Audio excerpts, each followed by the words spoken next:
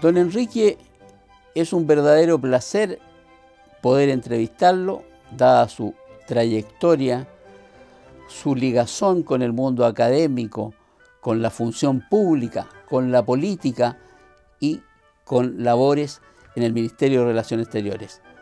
Don Enrique, ¿qué opina usted de cómo funcionó la justicia chilena en el tema de los derechos humanos en el periodo histórico que ha precedido a los gobiernos democráticos? En una primera etapa, la justicia chilena como que en esa materia vaciló un poco, ¿no? Pero empezó a interesarse más y más por la defensa de los derechos humanos cuando a nosotros nos tocó el honor de plantear todas esas materias, y al hablar de nosotros me refiero genéricamente a Elwin, que a la razón estaba postulando ya como presidente, y yo que era uno de los que trabajaba directamente con él, porque entre las preguntas que ustedes me hacen ahí no figuran cómo se gestaron todas estas campañas que dieron origen a la lucha en contra de la dictadura. La verdad es que la pelea en contra de la dictadura fue una pelea muy dura, que fue gestándose al amparo de todas las entidades que nacían, por ejemplo, para estructurar el Comando del No.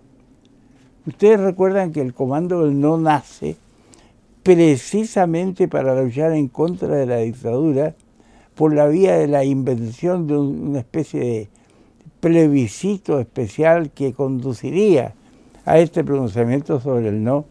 Y eso es precisamente anterior, ¿no?, a lo que es ya un concepto definitivo, pero en donde los derechos humanos están vinculados directamente con toda esa materia.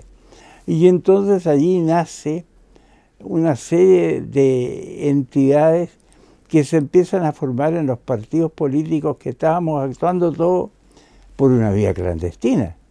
Yo fui elegido presidente del Partido Radical en el año 83, en agosto, en plena clandestinidad, ¿eh? En plena clandestinidad. Y en esa época, Elwin había estado alejado de las directivas. Y con Elwin más bien nos habíamos vinculado con organismos que sí, el año 83 ya se preocupaban fuerte de los derechos humanos, como entre otros el Colegio de Abogados.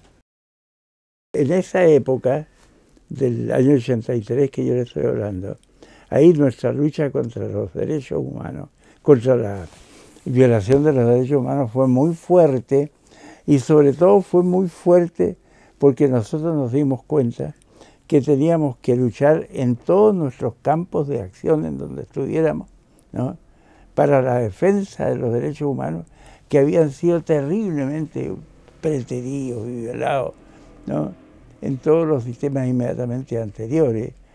En esa época la lucha era acerca de si toda esta lucha en contra por la violación de los derechos humanos debía ser por la vía pacífica o por la vía violenta. Y nosotros llegamos a la conclusión, estudiando este punto antes de la concertación, ¿no?, mucho antes de la concertación, en la forma de la acción de los partidos que estábamos todos en la clandestinidad en contra de la dictadura, que nosotros teníamos que defender la Constitución del 80. Y nosotros llegamos a la conclusión en esa época que era absolutamente imposible que pudiésemos actuar por la vía violenta. Fíjese que estábamos luchando los partidos por la creación de algo que se llamó la Alianza Democrática. No la concertación, la Alianza Democrática. ¿Y saben ustedes quién la creó, la Alianza Democrática? Gabriel Valdés. Entonces ahí fue donde luchamos por la creación de esta gran acción en contra de la dictadura, pero por la vía pacífica, es decir, sosteniendo que había que aplicar las normas de la Constitución del 80. La Constitución del 80, ¿cómo la califica?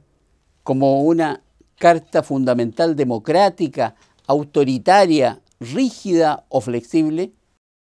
La Constitución del 80 hemos venido a saberlo después, que es iniciativa en gran medida de Jaime Guzmán. ¿Qué fue lo que Jaime Guzmán hizo? Planteó la vigencia de las llamadas actas constitucionales. Y las actas constitucionales fueron anteriores a la Constitución del 80, 3-4 años, en donde el gobierno pone en vigencia a insinuación y sugerencia de Guzmán las actas constitucionales. Y de allí es donde nace la noción también del Estado subsidiario, que había nacido como iniciativa de la Iglesia, pero las actas constitucionales le dan el carácter de un Estado subsidiario en el sentido de que es el Estado que pondrá en vigencia determinados aspectos cuando esos aspectos no han podido ser puestos en vigencia por otra vía. Entonces nace el Estado en subsidio de, es decir, nace un Estado que crea determinados conceptos de subsidiariedad para que realmente pueda nacer un Estado que tenga poderes y que sea subsidiario de lo que podría haber sido el Estado de origen. Pero nadie se da cuenta hasta muchos años después. En verdad eso lo vengo a descubrir yo varios años después, ¿no?, que estas actas constitucionales tuvieron su origen genuino en la Constitución de Vichy, del año 1941, cuando el Estado francés es tomado por el Estado alemán que llegan hacia Francia, y entonces hacen que Vichy, ¿no?, pase a ser como una especie de Estado colaborador del Estado que nace con las actas constitucionales, etc., ¿no? Y ese Estado colaborador es el que le hace crear a usted esta noción de un Estado subsidiario por un lado y de un Estado que transforma al Estado de Vichy un Estado de gran interés pro-alemán. ¿Reformaría la Constitución actualmente vigente o la cambiaría completamente?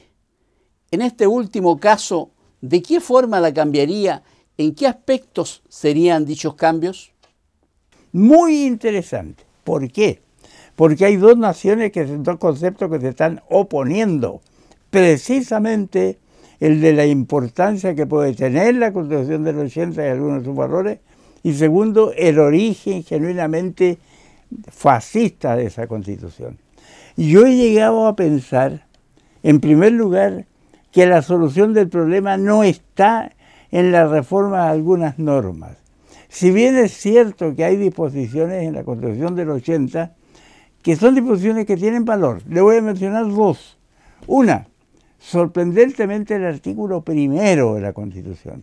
Fíjese usted que el artículo 1 de la Constitución del 80, ¿qué reconoce?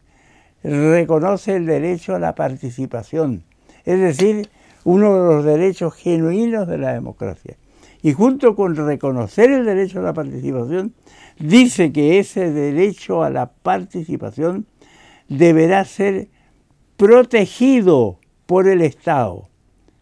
Deberá ser protegido por el Estado y podrá ser utilizado ampliamente por quien tenga el derecho a participar. ¿Quién? El pueblo. Y los distintos contingentes de nuestra colectividad tienen derecho a participar. Y al ejercer su derecho a participar, el Estado llega más lejos y tiene el deber a protegerlo. Todo eso está muy bien. Como está muy bien el que en el artículo 20 se establezca que el recurso de protección.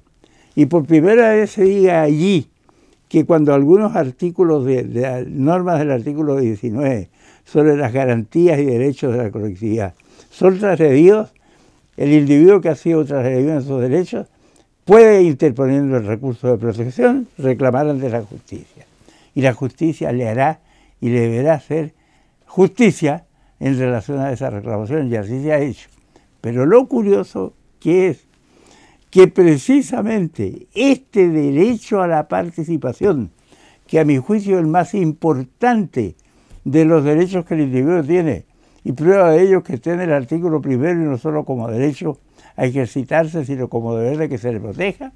Lo curioso es que ese derecho no podía ser amparado por el artículo 20 porque no estaba contemplado en el artículo 19.